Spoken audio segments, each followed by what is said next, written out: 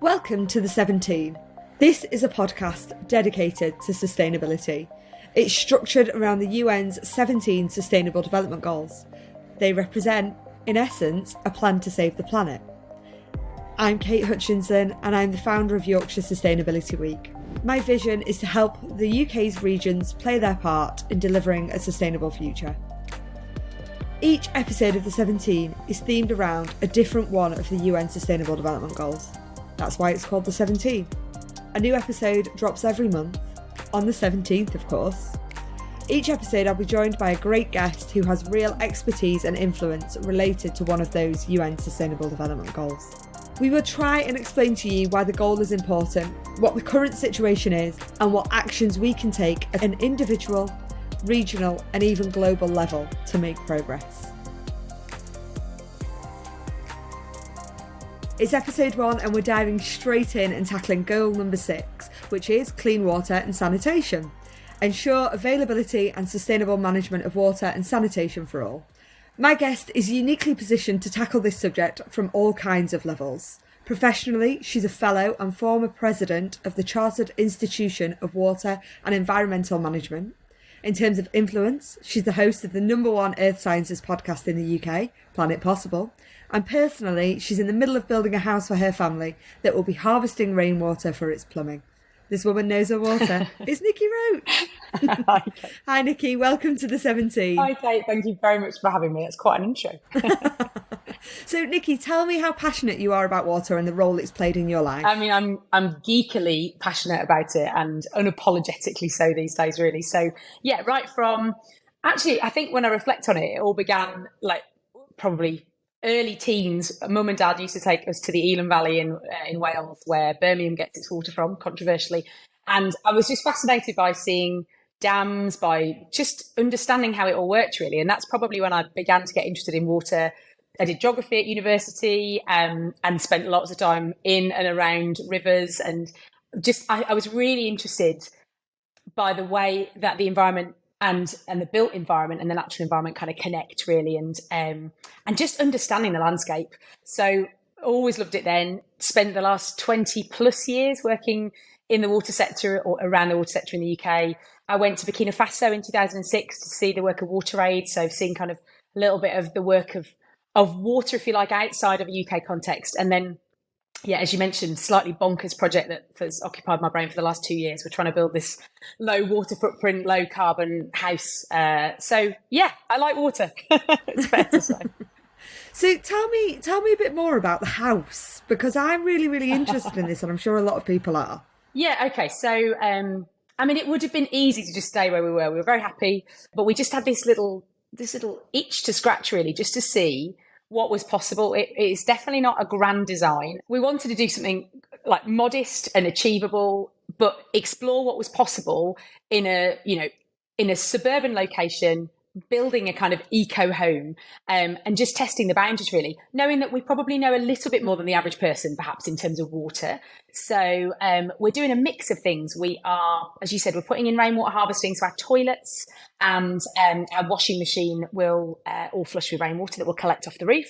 And then we've got a few other technologies that are connecting as well. So trying to do low water and low carbon, because the big thing for me, right, is that when you talk about eco homes, people think about energy, and we're doing energy stuff, air Yes. source and solar panels and MVHR, which is heat recovery.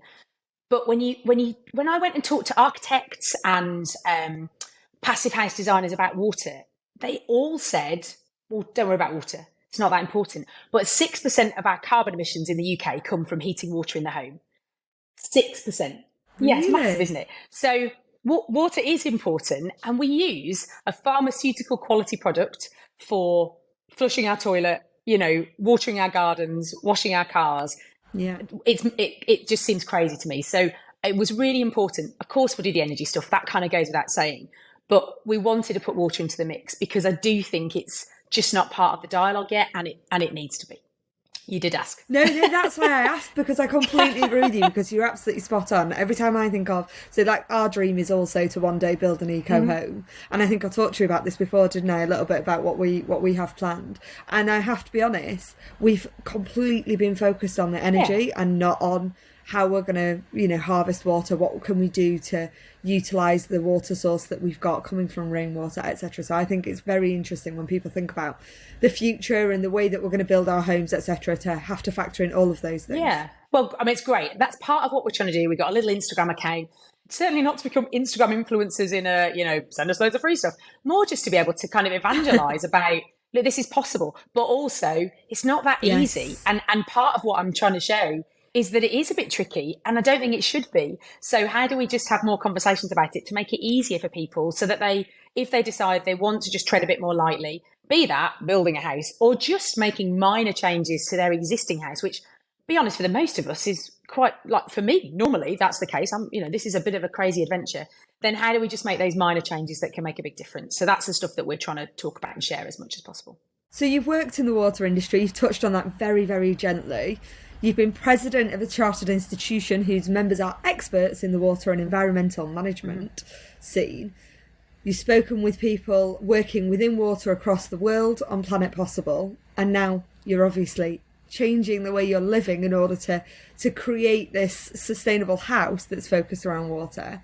How have all of these different angles changed your understanding of it? I mean, that's a big question, and it's constantly evolving. I think the first thing I would say is that I do not in any way think I've got all the answers. So the joy of Planet Possible, and I always say this, is it's like the best professional development going for me. Like, I get to talk to all these amazing experts, and I'm sure as your wonderful podcast starts to grow, you'll find exactly the same. You learn all sorts. Like, on a global level, what it's made me realise, we've had some great guests. So we had Tripti Rai, who is the program director for Water Aid in Nepal. Really interesting conversation about how actually when COVID hit over there, the hand washing message was really straightforward to get out, because they were already having conversations about the importance of hand washing and hygiene.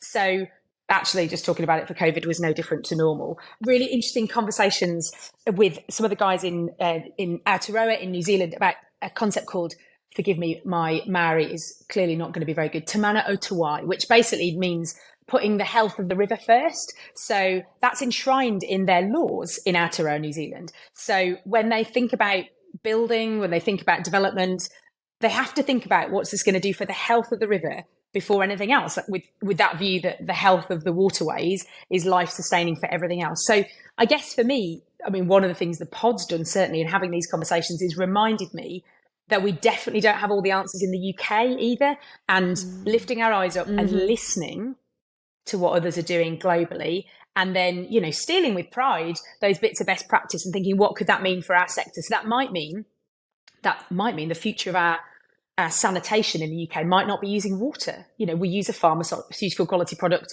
to flush our toilet. Well, maybe that isn't the best solution for that. But, just thinking a bit more differently and learning from others, and making us really question the decisions that we take in the UK and think, is this the most sustainable long-term solution? So that's, I guess, globally, I'm loving just kind of hearing all of these ideas and then reflecting on what that might mean for the UK context. Yeah, definitely. I think that's really, really interesting, like you say about that, the culture that you were describing, the Maori culture, where they're focused on what is best for the river first. God, I think our country would so benefit from taking this perspective of what's the best thing for nature before we make a move here. I think, there'd be so much value in that, in taking something like that away for us. And I do think that there's a change coming. I can, I'm noticing it myself in the way that we're living. We're noticing more about what we're using, how we're using it, etc. And trying to be more efficient in every single way possible. And I'm sure everybody's doing the same. But it's just that flip, isn't it, of not just about efficiency, but what's best for the planet. And then can we just follow suit? I guess just to build on that, for me, the most interesting thing is the people that are not having these conversations, right? So I'm doing quite an extreme thing, and I do recognise that. And actually, economically, it's not a very sensible thing. Rainwater harvesting, for example, does not pay back financially. I couldn't, in good faith, recommend rainwater harvesting at the moment to the majority of people, right? I would love that to be different. And there's lots of things, and we can maybe get into it, that would need to change to make that work. But the people that are just on the cusp of thinking about these things, or even not even listening, those are the really exciting conversations to have. So there'll be some people that will always want to make the right environmental decision, and that is amazing.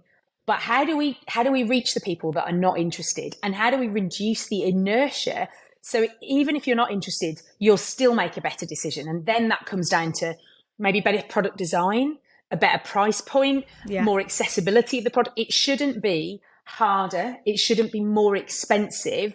It shouldn't be more complicated to make a good choice for the planet. But at the moment, that's kind of where we are, I think, really. So how do we have those other conversations? That's the really interesting stuff, I think. Yeah, definitely. I completely agree with you on that. And I think one of the things that's really interesting to me at the moment is I read something last week about how we're now in the position where the energy that we get from solar panels and the energy that we get from wind is actually cheaper than the energy that we get from coal mines, from fossil fuels. Yeah, absolutely. Fossil fuels, exactly that, and it's actually cheaper now for us to not use fossil fuels, which is really, really interesting, isn't it? But we're not set up as a country for things like electric cars, so the electric car movement is a great example of something that's really, really brilliant for the future, but we're not set up yet. So what can we do? You're absolutely right, Nikki. It's what can we do to actually create the infrastructure? So you've talked globally. Let's talk about within the UK, what's happening within the UK and what could we be doing better? Well, I mean, there is quite a lot of activity, I think it's fair to say. And what I see in the main are extremely passionate, extremely committed individuals who are focused on doing the right thing for customers and the environment. So it's really hard to see the sector under so much scrutiny at the moment. And it's a bit heartbreaking because I think the difficulty is there's no real nuance in that message. So that's not me saying the water sector is perfect. Far from it. And I am delighted that actually you touched on it, I think, or you implied anyway, there's a change coming. Things like storm overflows, sort of sewage pollution in rivers. There's BBC documentaries, you'll get Gary Lineker tweeting about it. Like that is now moving into a mainstream topic. If I'd said to you 5 years ago, should we have a bit of a chat about storm overflows, Kate? I would imagine probably your face would have been quite understandably like blank or what? So I think there is a move coming. The only thing that I guess maybe breaks my heart a little bit is that there's no nuance in that conversation. So there are shades of grey in storm overflows. There is loads of activity happening. And also we've got to think about how much we value our environment and how much we value water. And that's not just a UK conversation. I think that is a global conversation and also a local conversation when it comes to things like bills for water companies. If we think about the conversations we've had about electricity prices recently, and then I said to you, do you know what you pay roughly for your water bill every year? So we pay £40 a month. So the average bill in the UK is about 440 quid for water and sewerage. And in the raft of bills that we pay, it's not actually that significant. And water companies are talking about maybe putting up bills in the next, out to 2050 by maybe a maximum of £65 a year. So those are the sort of scales we're talking about. But quite understandably, in a cost of living crisis environment, there's challenge about putting those bills up. And that's where, for me, it comes back to, well, how much do we value the environment? How much are we willing to pay? And also, how do we think differently about the way that we pay for water? So maybe we need to think about social tariffs. So actually, maybe you get a certain amount of water completely free. Maybe we give everybody 50 litres a day, and on average, we use between about 120 and 140, give or take. Maybe we say everyone can have a certain amount for free, and then we do something different with our pricing. For me, we've got to be equitable in the way that we do this, but also we've got to value the water that we use. And I think what's starting to happen is the conversation, certainly in a national context, is coming round to, hang on, we really value our environment. Okay, well, how much do we value it? How much are we willing to pay to maintain it or to improve it? And I think that's kind of in the UK context where a lot of the conversation is at the moment. Yeah, I think that's really interesting. I think it's quite dangerous that we're on a set fee every month, because it doesn't actually make you think about how much you're using. So our electricity bill, for example, we're very conscious of how much we're using and what we're doing about it, etc. But because water is just one set fee, and it's the same set fee however much you use every single month, I think, we talk about, the average Joe. The average Joe in a scenario like that isn't going to watch how much water they're using, because they're just paying. Exactly. There's no benefit to reducing their water. There's a lot of interesting conversation. This is the thing that really sparks me off. There's a lot of interesting conversation about how do we actually create an economy of the future? And you touched on it a little bit there, Nikki, in that, do we actually just change the way that you're paying for this so that you start to understand the value of it better? And I think there's a lot of very interesting conversations happening within the sustainability sphere that are around new economic models for the future. And that's one of the things that really sparks me off, is like, okay, well, actually, I don't think the one that we work under at the moment is fit for purpose. The economic model that we work under at the moment is one of focused on growth all the time. Growth, growth, growth. How do we buy more? How do we spend more, etc.? But it involves utilising stuff that we do not need on a mass scale. A mass scale, and that, I think that's one of the things that's really interesting, because I've watched the documentaries like you do on Netflix and all the rest of it, and there are some really interesting statistics, and I'll share some of them with you in just a second, around water and the situation that we're going to be in only a few years. And if people start to realise that, I think we all will acknowledge that we have to behave differently in the future. And we'll all start to change our behaviours to suit that. And I think that's a really, really interesting conversation. So I'll share some stats around the current situation. 85% of the planet's wetlands have been lost. 3 billion people rely on water that is of an unknown quality. It's not being monitored. Over 700 million people live in countries with high or critical levels of water stress. And without action, it's predicted that in 2030, which is 7 years away, 1.9 billion people will lack basic hand hygiene facilities. They're quite terrifying. Yeah. So how big is the challenge here, Nikki? What are we dealing with? The short answer is it's really big, isn't it? And I think the other thing to add to that is that I think historically we might have heard some of those stats and thought, yeah, but not in the UK. But actually, when you talk about the UK is hugely nature depleted. So not just wetlands, but, we've lost all sorts of species. Our biodiversity is in decline. When we think about water stress, there's good parts of the UK that are already water stressed. We're already thinking about potentially being back in drought situations for large swathes of the UK this summer coming. So water stress isn't a thing for a far-flung sub-Saharan country. Water stress is here and in the UK right now. So I really hope you're right. I mean, it's wonderful to hear somebody that isn't naturally in the sector talking like this, Kate. It really is. It fills me with a sense of hope. There's something about helping people understand it's not hopeless. There's things we can do, but it is happening here and it's happening now. And the empty reservoirs that we saw across much of the country last year and the hosepipe bans that affected many of us will probably come again, and they'll keep coming. And we're going to have warmer winters, wetter winters, longer, drier summers. The climate is obviously changing. That impact on water is going to be hugely different. So all of the challenges you've talked about are global, but they're very much local as well. And for me, the real opportunity is how do we start making the connection between these ginormous planetary scale, scary challenges and, all right, I turn the telly off and I go back to doing everything the same. What does that mean for me? Doesn't mean I need to build an eco house, though. By all means, if you want to, get in touch and I'll happily tell you all my, war stories. But what does that mean today, tomorrow, next week? What does that mean for those people that have got kids? What are the conversations you have with your kids, or if you're around children, and how do we get the next generation thinking differently? So all those incremental gains, those tiny things that we can do that will make bigger differences. Yes. And then what can businesses do that have a bigger impact? It's at all of those levels that we've got to be having those conversations. But your passion fills me with hope, Kate, which is wonderful. I think the tide's turning. I can see it. I can see, it's exactly why we've moved into this work. It was playing on my conscience that I needed to do my part. And so what I've decided to do is to flip my skill and focus on how can I support that industry, the sustainable industry, to grow, to become stronger, to actually start having conversations together and, not in silos, etc. Because I think you're absolutely right. It's all about those little incremental increases that will just help everybody along the way. So I'm very much on the positive side of things. I'm an optimist. I look for the positive, as you do too with Planet Possible. So tell me, what are some signs of hope with the people that you're speaking with? I guess one of the big things when I reflected on this a little bit before our conversation is that there are unexpected people having these conversations now. And that really does fill me with hope, because actually we've just touched on it, haven't we? If we want to change things, we cannot keep talking to the same people who are already on board. Like, that is not going to change very much at all.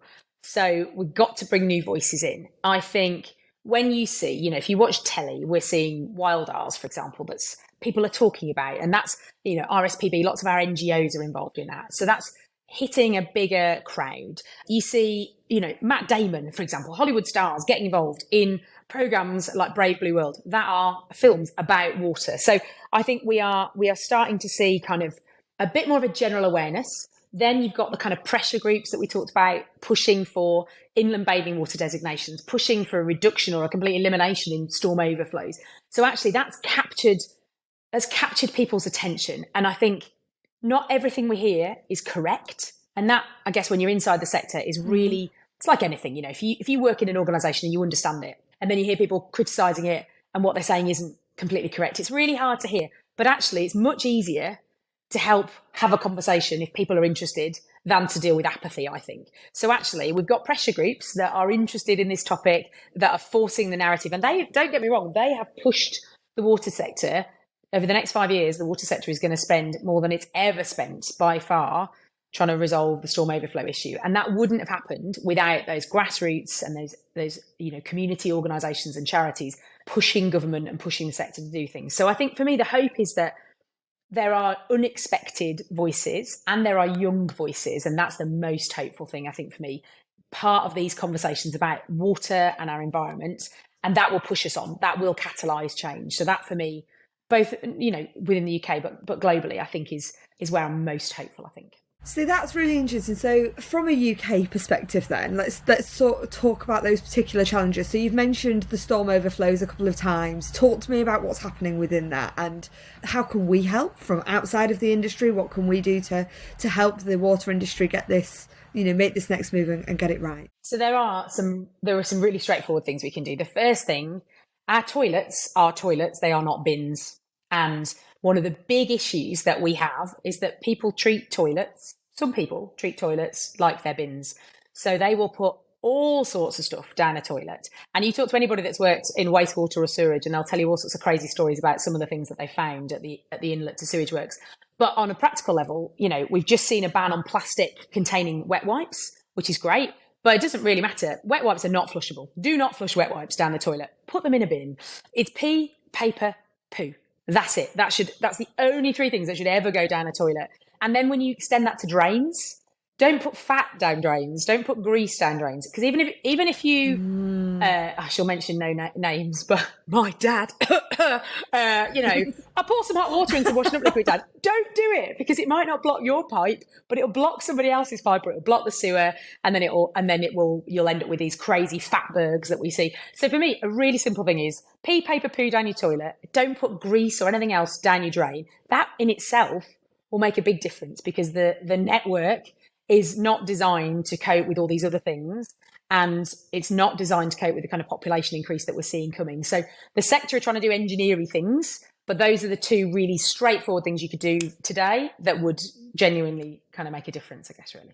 It goes back to, we need to strengthen community because we've moved to this model, and I think we're so much worse off for it, where we think as an individual rather than think of what the damage is to the wider community. And I think if we went back to that community mindset, then you wouldn't do it because you wouldn't do it in case it affected two doors down. I don't think I'm a cynic. I'm definitely still an optimist. But for me, I think where I've got to in my thinking is we've got to make it the path of least resistance for people, though. It's got to be the easy choice, agreed. Isn't it? Because for all of the altruistic people in the world like you, which is wonderful, Kate, lots of people won't think that. They've got other things going on in their minds. This is not the most interesting or important thing, quite understandably. So how do we make it the easiest choice, or the lowest cost choice, or the best value choice, or the kind of the normal drivers, rather than asking people to go over and above? Because if it's complicated, you lose the sway of the people straight away, I think. Regionally speaking, let's talk about Yorkshire. We both live in Yorkshire. What's being done locally in terms of water sustainability in Yorkshire? So from what I don't work for Yorkshire Water, but I know lots of good people that work there, and I know. And I live in Leeds, so I know a bit about what's happening in Leeds. There's loads of good stuff happening. There's always room for more. But I think one of the things I would say is Leeds as a city, actually, we've got a climate commission. And that's really interesting, declared a climate emergency like many cities. And having a climate commission with climate commissioners who are people from a cross-section of the city and industry, but who are invested in what the region's doing, is a really interesting, really important kind of body to exist, really, kind of, not political, but a place for thinking to happen. And then I guess if you add into that, there's some big challenges. So Hull is a really great example, and one I know a little bit about because on Planet Possible, we've talked about Hull and the Living with Water project a couple of times. You know, Hull is a really fascinating city on the east coast in Yorkshire. A lot of Hull is below sea level, and in 2007 it suffered horrific flooding, both from surface water and from estuarine flooding coming back in. And so they've been working on this extraordinary project called Living with Water, which is all about exactly what you've talked about, connecting with communities. So Hull has got some challenges. Economically, there are some areas of Hull that are quite deprived. And actually, the view from the project, as I understand it, is you can't expect people to think about flood protection if they're thinking about food banks. So how do we grow community resilience and really help people so that then we can help them think about those other decisions that they need to make? So they've been working with organisations like Time Bank in Hull, where people donate time to help other people in the community. They've been working with other organisations to put rainwater harvesting tanks on roofs. They're like smart tanks. So basically they collect water, and then when a storm's coming, those tanks in advance of the storm empty, so that they create extra capacity, if you like, mini reservoirs all around the city, so that there's extra storage space. So when you get high intensity rainfall, you're not having all of that going into the sewers at the same time. You're slowing the flow of water down. So Hull are doing all these really interesting things. They're working with kids, they're working with the university. So it's a very kind of connected approach. They're working with other public bodies, you know, the Environment Agency and lead local flood authorities and the councils, to really think as the whole of the region, how do we support the economic development of the city? How do we support the community resilience and also prevent flooding? And so for me, having an initiative like that, which is globally recognised in Yorkshire, is a real beacon of positivity, really. So there's some great stuff happening in Yorkshire. I definitely feel that. So we've launched Yorkshire Sustainability Week, which will happen in July, 3rd to the 7th of July. And the uptake and interest has just been absolutely phenomenal, way more than I ever thought possible. And it is very much just that people are ready for the conversation in Yorkshire and ready to celebrate the great work that they're doing and showcase it to the world and get people to actually engage. And I think you're absolutely right. You know, we're in conversation with the Climate Commission about how we can get them involved in the week, which is brilliant. I'm so excited to see what comes from that. Leeds City Council were straight behind us the minute we came up with the idea, and I talked to the council about it. They were absolutely, we'll make this happen with you, because they care. And I think there's definitely an intention to make Yorkshire be seen on the national stage and the international stage as the place to be doing things within sustainability. I hope so. I mean, I'm a comer into Yorkshire. Yeah. I still sound like I'm not from there, but I've been there. I'm very, lived there more of my life than I've not, and I share that pride. And I think for me, that adage, you can't be what you can't see. So actually, how do we make stuff visible in Yorkshire? Really great case studies, really great examples of unusual partnerships or connections, or how we brought new voices into the conversation, or just doing things differently. And that's what Yorkshire Sustainability Week, I think, will be brilliant for, is sparking those unexpected connections and giving real visibility to some of the great stuff that is happening, but might be happening in pockets. And the joy is in hearing all those conversations afterwards. And oh, I met so-and-so and they're doing this. And then I introduced them to, and now we're going to go and try something together. And I mean, that will be amazing. Because people are so great when they get together. People are phenomenal when they get together and when they learn about what other people are doing and how they can help. And we are a very kind and generous nation. We're definitely a kind and generous region, and we will support people and we will help people to find the relevant individuals that they need to speak to make their thing happen. And I think, we touched on earlier about there's definitely a sea change in that we're hearing from youth a hell of a lot more than we ever used to. It's really, so good. And that's one of the things that we're definitely really keen to make happen within YSW as well, is, youth are sitting alongside our experts on every single one of our panels. So we will have panel discussions, again, much like the 17, they'll be focused on the UN Sustainable Development Goals. I'm of the view that somebody more intelligent than me wrote some very sensible goals, and I should just follow them rather than try to create any new ones. So we're focusing on that, but we're making sure that youth voice is represented, and the young people whose world we're ultimately building are there at the beginning of the conversations to say, this is what we need, this is what we want, this is how we need to be able to live in the future. Having those conversations where all of the stuff that we take for granted, or we think, but that is we've thought about it and it's the only way to do it. Younger people come to that with that, hang on a second, why? And you don't realise you're old. You never realise. I don't think I'm old. I'd still class myself as young. And then I look at my son and realise, no, I am knocking on a bit these days.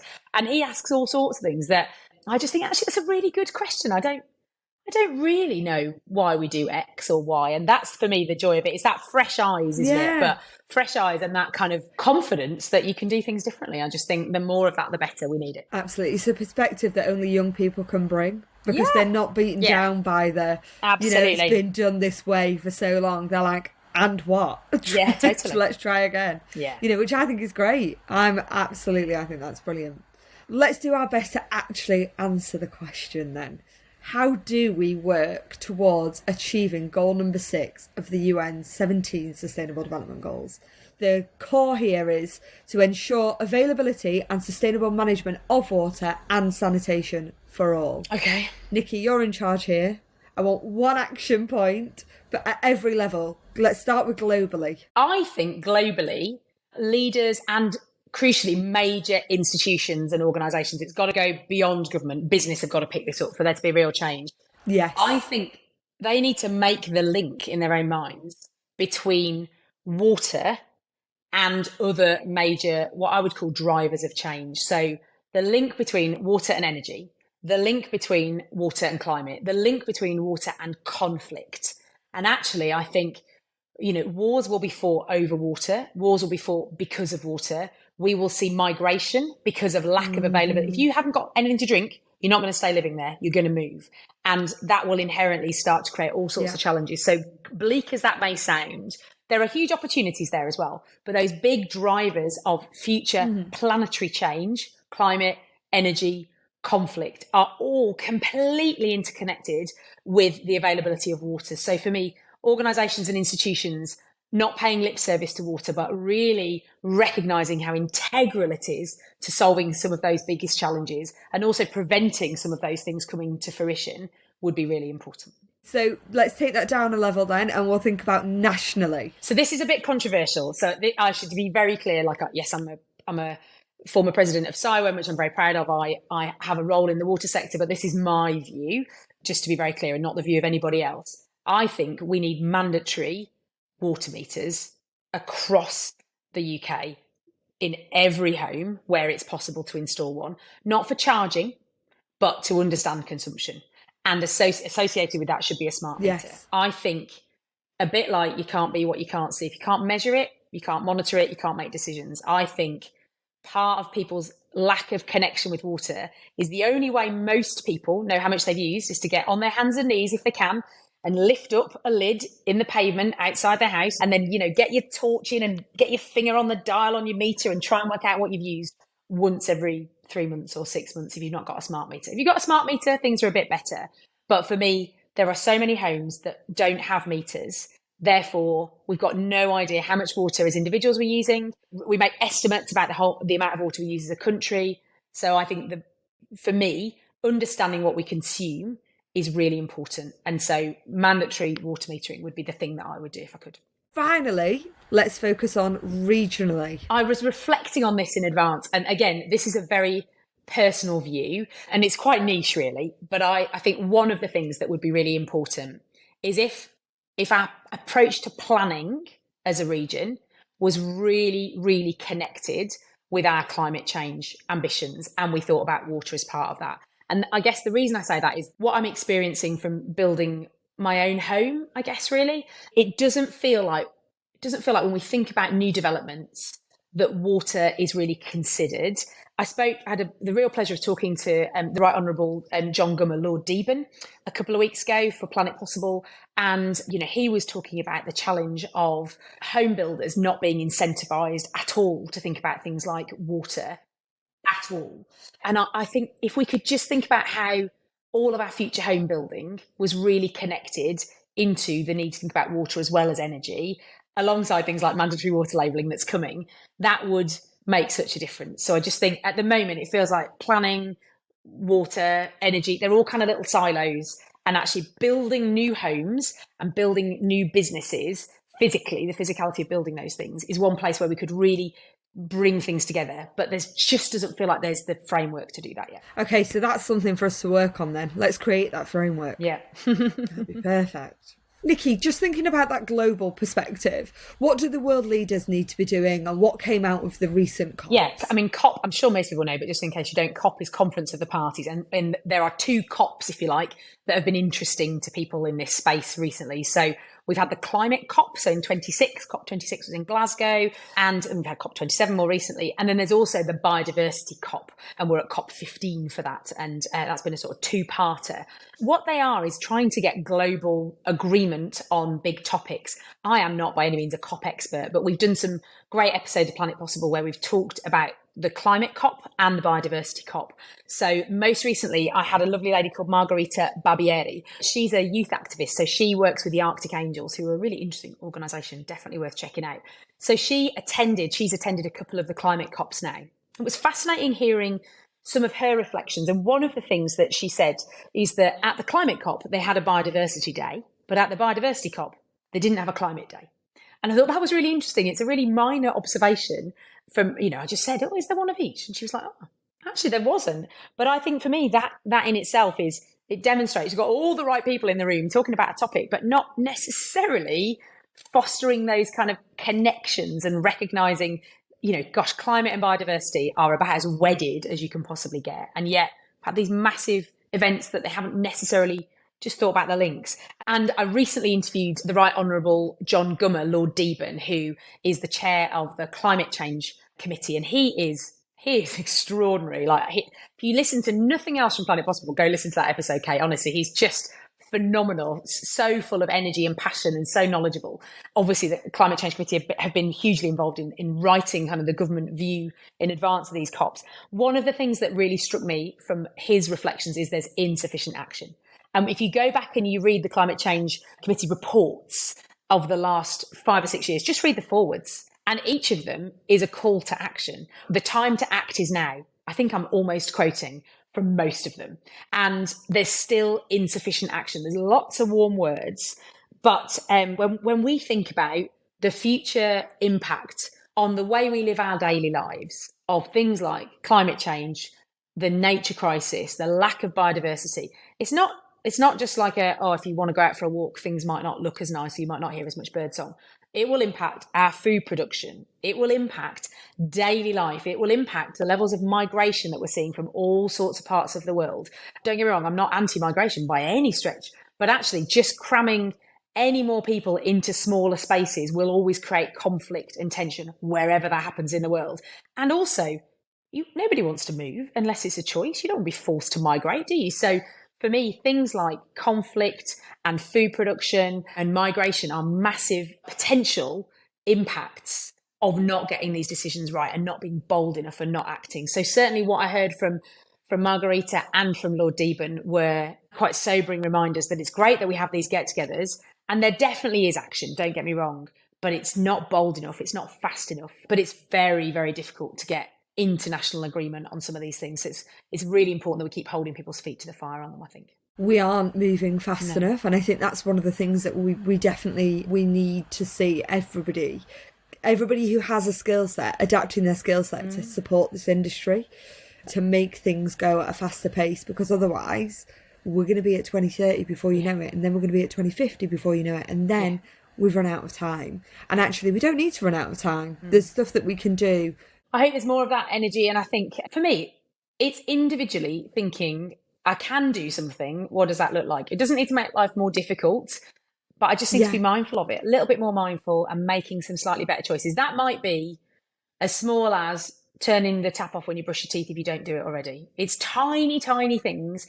Thinking a bit more about where you're buying things from, maybe buying less fast fashion. It doesn't need to just be about water. There's loads of things that you think about the amount of water that's used in producing clothes. It's huge. The very first episode of Planet Possible, somebody talked to me about a hair shirt, Kate. Have you ever heard of a hair shirt? No. Great. That makes me feel better, right? I thought I was a lunatic. They were like, it's not all about hair shirts. But the point being, you don't have to wear a shirt made of hair just to be a good, it doesn't need to be itchy and uncomfortable and to be environmentally sound.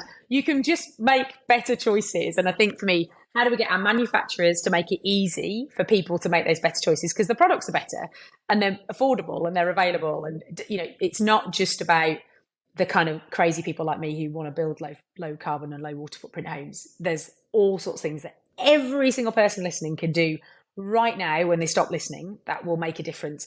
You don't have to be attending a COP to make a difference to the world. One of the things that I made a pact to myself I would do this year was, because I love clothes, I'm really into fashion, I made a pact I wouldn't buy anything from a fast fashion brand ever again. Good for you. Brilliant. So at the beginning of this year, I enacted that pact. I was like, right, that's it. I'm not going to buy another thing. So what I've been doing is buying off Vinted. And little shout out for Vinted here. It's phenomenal.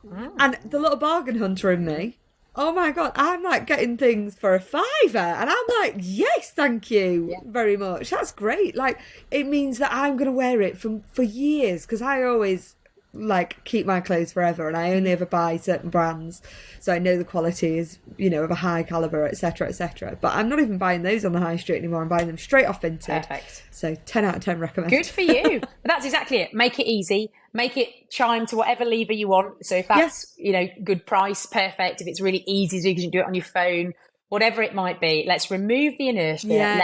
And that's where we need new voices, new entrepreneurs, creatives coming into the sector and recognizing, actually, this is the space that you can be if you want to make some really important changes for the planet and use your skills at the same time. It doesn't need to be, you don't need to be working in, you know, so digital is a perfect opportunity to do stuff for the environment sector. It's perfect. There are all sorts of things we can do. How do we reduce the inertia? How do we make it easy for people to make good choices? And what are the enablers? It's all of those other skills, isn't it, that we need to talk about. So you don't need to be a civil engineer, although by all means, there's some very cool civil engineers out there, but you don't need to be a civil engineer or somebody attending COP to make a difference to the planet. Far from it.